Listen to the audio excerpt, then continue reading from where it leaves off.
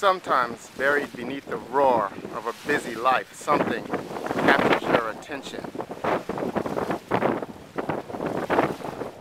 You know, sometimes we see things ahead of us and we just say to ourselves, you know what if? And then we keep that thought in our mind, that what if thought in our mind, and the next thing you know, we start to figure out, well, what if? And we keep asking ourselves what if until we think about it so much that the next thing you know, we start to take some steps towards that end. And although people around us may not understand what we do, we just take simple steps. And in the beginning, these steps take a little bit more effort than the steps that we've been taking before. And for the most part, nothing seems to change.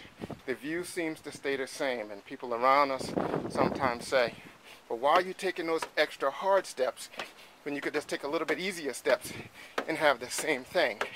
And they don't understand. They don't know that something inside of you has been intrigued. Something inside of you has been captured.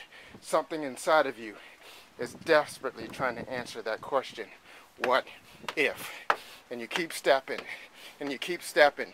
And at some point you've been stepping so long and the view's been so same that you even forget that the view's been the same, and you forget that you're even stepping. And even some of the people around you that's telling you to stop, that's telling you what you're doing is useless. Sometimes it's purely just in spite of them that you continue to step. Not so much to answer your own question, but just because you're going to show them that because they say you shouldn't doesn't mean that you won't. And then all of a sudden you look up and you realize, so this is what if. And although you may not be anything special, and although you may not be anything more, some people may argue that you've not acquired anything of value, and you're the same person you've always been. One thing that you know is that your view has changed. Your view has changed. And you don't feel any animosity, you don't feel any remorse, you don't feel any anger towards the people that were trying to keep you from taking in this new view of your life. You don't feel superior, you don't feel